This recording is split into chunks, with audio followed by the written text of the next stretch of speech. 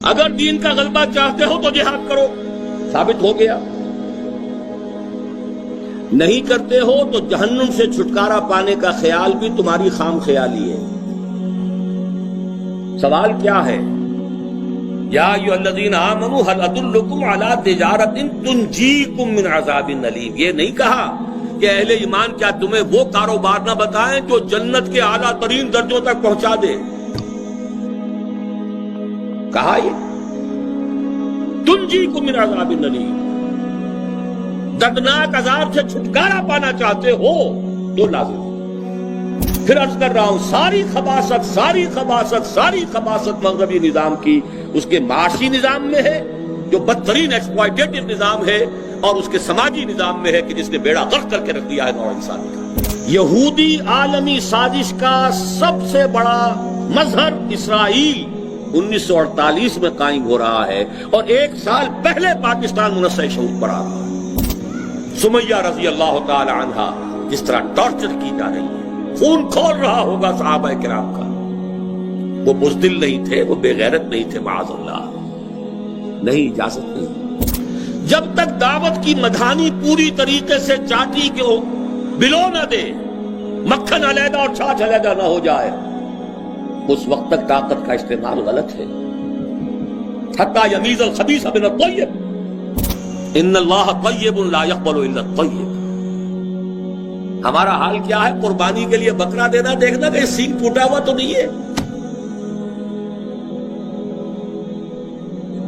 اور اپنی جانیں اللہ کی راہ میں دینے جا رہے ہیں۔ ساری کثافتیں، ساری خباثتیں، حب دنیا، حب مال، حب جاہ، ساری لعنتیں دل کے اندر لیے ہوئے۔ اطاعت، فاسمعوا واطیعوا، سنو اور اطاعت۔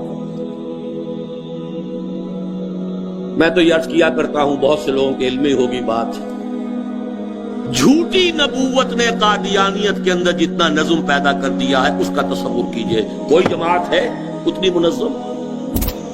مسلمان جب جنگ کرے جہاد فی سبیل اللہ ہے، چاہے بدماش ہو، فاسق ہو، فاجر ہو، اللہ کا باغی ہو، صرف زیادہ بڑے محل بنانے کے لیے وہ جنگ کر رہا ہو، اپنی حکومت کو وسعت دینے کے لیے جنگ کر رہا ہو، وہ جہاد فی سبیل اللہ ہو رہا ہے۔ چاہے وہ افغانستان کا جہاد تھا، اور چاہے وہ کشمیر کا جہاد ہے، اور چاہے وہ 50 برس قبل کا جہاد الجزائر تھا، بنیادی طور پر یہ جہاد حریت تھے۔ ایک وقت آیا درویشی ختم ہو گئی، قاتلوا فی سبیل اللہ الذین یقاتلونکم، مسلمانوں تمہارے بند ہاتھ کھول دیے گئے۔ اذن للذین یقاتلون بانہم ظلموا وان اللہ علی نصرہم لقدیر۔ آگے بڑھو، عید کا جواب پتھر سے دو۔ ہاتھ جوڑیے اخبار والوں کے پاس، جا خدا کے لیے اس بے حیائی کے اڈوں کو بند کرو۔ لیکن یہ کب تک ہوگا؟ جب تک طاقت نہیں ہے۔ جب طاقت ہوگی نہیں ہونے دیں گے۔ چلاؤ گولیاں ہم پر، مارو ہمیں، شہادت ہے مطلوب و مقصود مومن، نہ مال غنیمت نہ کشور کشائی۔ لیکن ہوگا طاقت حاصل کرنے کے بعد، جیسے کہ حضور نے صلی اللہ علیہ وسلم پہلے دن سے مکے میں کہہ دیا یہ بت کچھ نہیں ہے، ان ہی الا اسماء سمیتموها انتم وآباؤکم ما انزل اللہ بہا من سلطان۔ کسی بت کو توڑا نہیں، ہاتھ نہیں استعمال کیا، زبان۔ اسی کعبے کا طواف کرتے رہے جس کے اندر بت رکھے ہوئے تھے، اسی صحن کعبہ میں نماز پڑھتے رہے جہاں دائیں بھی بت، بائیں بھی بت، سامنے بھی بت، پیچھے بھی۔